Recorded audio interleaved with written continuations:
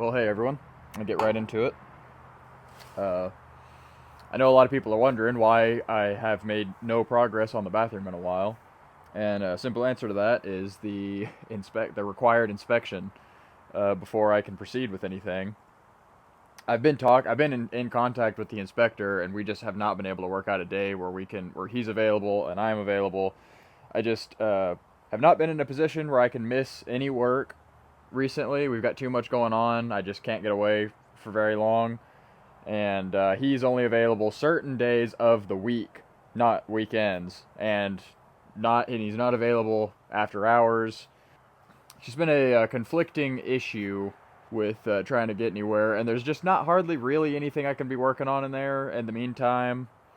And then we had the problem with the house flooding, and that took up my time, which there's just nothing urgent in there for me to be doing until that inspection's done.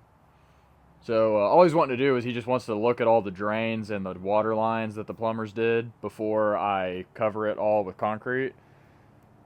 And trying to come up with a day that he can meet me out here is becoming a bigger hurdle to get over than I thought it was going to be. But I was just talking to him day before yesterday. He said he might be available this afternoon just because it's been taking so long. And I was like explaining it to him, like, I'm living with no bathroom because I can't proceed. And he understood that, so he was saying he may come by this afternoon. He said he'd call me and let me know. We'll see if that happens. I haven't heard anything from him today. But he said if not, he can definitely make it work sometime next week. So that will happen, and then we'll be able to proceed.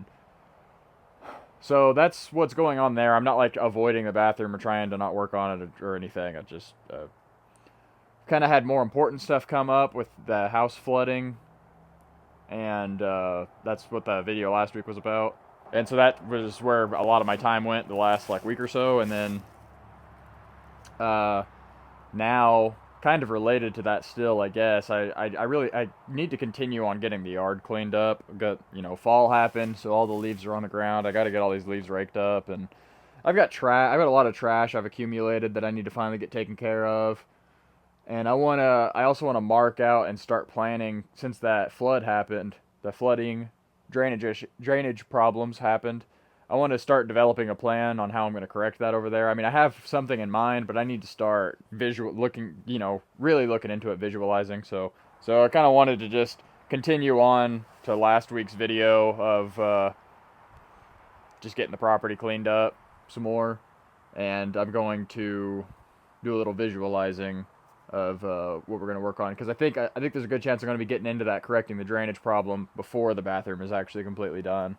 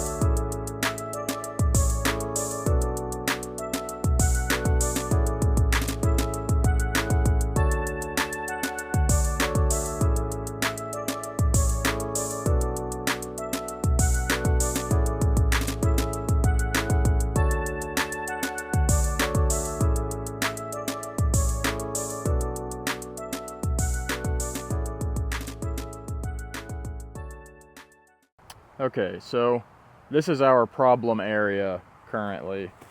This is where all of the drainage problems happened that created the flood inside the house. You can see there's no slope away from the house at all. It's a very strong slope all the way directly into the house. So all the rain that hits all the way across that hillside just comes and slams into the house right here, and then it runs down the house into the culvert. And once it gets higher than the foundation wall, or once the foundation wall becomes fully saturated, it just seeps through to the inside. So this needs to be corrected bad. And going off the information that I have, which is my home inspection report, my home inspector told me that generally you want to have 10 feet from the house, 6 inches of drop every direction. So that means 10 feet from, I'll just hook onto the gutter. Oh, no, I'll butt up against the side of the house. 10 feet is right here. So I'll set this rock here for reference there. And down here I'll do this rake handle.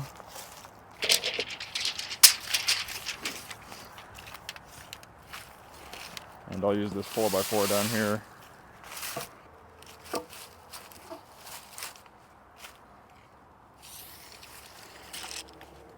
I don't think you can see the rake at all, so I'm going to use this piece of siding that fell off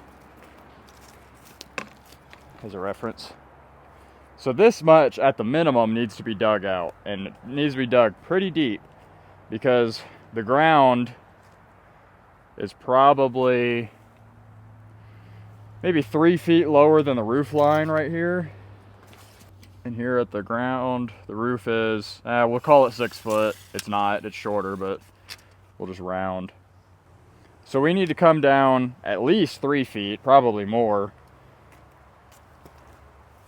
Basically, this entirety to give ourselves the proper slope. And that means another retaining wall build, this time even bigger than the other one, really.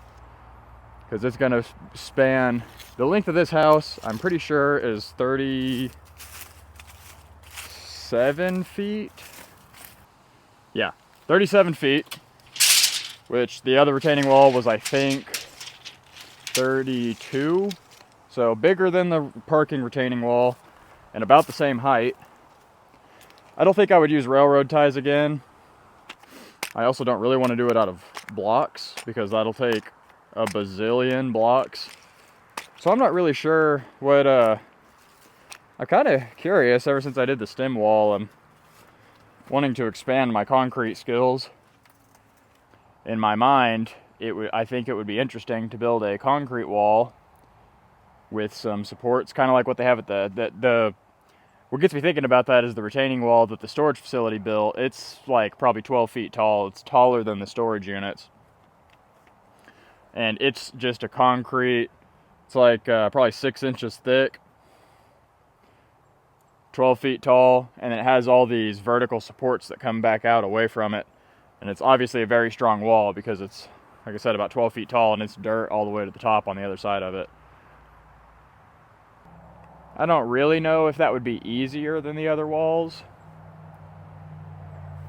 No telling, undecided. So that's going to be a lot of dirt to move, for one. I'd be going, digging, and then going up and then over to the road and then up and into the field and adding to my dirt mountain that I have up there. I think I would definitely rent a skid steer for that. I think I could do all of the excavation with my backhoe and excavator. The tractor is just slow because I could and I still might just borrow the tractor again, and I could use that. It's just slow and it can't really hold that much in each bucket, and it's not that off-road capable. I think a skid steer would do it. I think there's a good chance if I had a skid steer once I got started, I could probably dig a lot with that bucket kind of running into it and scooping it out. The tractor just can't do that. It doesn't have the traction for it. So we'd have to have a retaining wall here, which means I'd have to dig back probably another 2 feet beyond that to give myself room to build the retaining wall to create the proper slope away from the house. This would probably all be like rock, gravel and rock, something that would drain easily. I potentially would probably bury some underground pipes that connect into the culvert over there if it was needed. And then on top of this wall, I imagine it would also need its own drainage. There's a culvert behind the camera that comes up and ends right behind this tree. That could be continued across right here, and that would catch a lot of the water before it gets down to this the retaining wall that's going to be right here. And here's another issue with all of this. You see, this is where the wall needs to be, and you see the size of this tree that's overhanging the house. I'm not a tree expert or tree structure expert, but I feel as though it is going to create some problems if we dig out all the ground 3 feet down at this point with this tree right here that's already leaning this direction. For one, I'm sure I'm going to hit some humongous roots. And then also, I don't really know about the structure of the tree anymore once that much of the ground that it's rooted into is dug out. So I would feel safer if we cut this tree down, but cutting this tree down is going to be a humongous undertaking because it's leaning over the house. I don't think that that's a task I would take on myself, but I also don't know how much a tree removal company would charge. I guess I probably just need to have it quoted. Might be surprised and it might not be as much as I'm thinking, or it could be astronomical. So several dilemmas with this project, but you guys feel free to voice your opinions on whether or not you think that there would be an issue with digging that much ground out around this tree that's already leaning over the top of the house. I hate to cut any of the trees down just because I like having these big mature trees on the property. But this one seems, at least with the work that has to be done, it seems dangerous. One way or another, there's definitely some digging that needs to happen over here. That's a significant amount. And before the rainy season.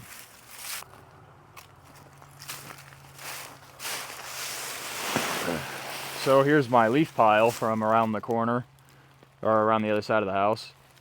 Pretty significant amount of leaves that we have accumulated from all these trees. That's the drawback to having all the big trees around the house. I do have a leaf blower that I used a little bit the other night. It's ineffective against the leaves when they're this compacted. They get rained on a few times and they accumulate that water and then they all pack together. Leaf blower can't blow them apart anymore. But I'm not done, obviously, because they're all in the driveway now. I've got a fire going over there. I don't know if you can see any of the smoke. I've been burning tree limbs all day. All the ones that I've accumulated throughout the months that I've lived out here. Every time I trim a tree or every time I trim some tree branches or some branches fall off during a storm. I haven't burned any of them yet, or at least not in a long time. And I had developed a very big pile. It's part of the reason why the day went by so quickly, because I kind of spent the whole day just staring at that fire, making sure it wasn't getting out of hand. So I've still got to rake these over the wall and get them into the fire. And then I guess that'll probably be it for today. Well, next morning, never recorded an outro because I was working till it was time to go to sleep. But, whole area is looking a lot better. This was so piled up with leaves and like small trash that I got taken care of yesterday. I've still got the trash pile from the bathroom demo that I need to get hauled off. I don't know if I'm going to just do like hire a trash removal company or if I'm going to do one of those dump trailer rentals. I don't know. I'm going to have to check and see which one's cheaper. I really wish I could just load it up on one of our trailers and take it to a landfill myself, but I'm just not available during the times that the landfills are open. I'm at work during those hours. I'm going to save those 2 pallets. I think those are going to be useful, but all this is obviously trash that needs to get out of here. But yeah, it's really nice having room to move right here. And then you guys saw what this looked like yesterday. This is usually piled up 2 feet deep, leaves 3 feet out. I leaf blowed the roof off also. Got up there and blew everything off and blew out the gutters. Obviously, stuff is already falling back into them, but it's got it better. I was also thinking last night after I made the video talking about building a wall, I'm kind of actually wondering if I could just instead of building a retaining wall, if I could just take this dirt up to the top of the hill, like if I scooped it with a skid steer and then drove around and then up. I wonder if I could take that fence down and just dump it right there and kind of just extend that hillside over. And then just have like a steeper slope here, but still that's not so steep it needs a wall. And then let this drain back.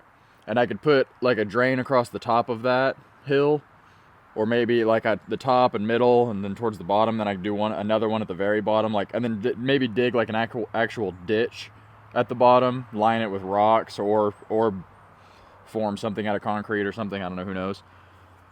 But I was thinking that might be a little bit, definitely cheaper and easier, maybe easier and less time consuming than doing a whole retaining wall build again.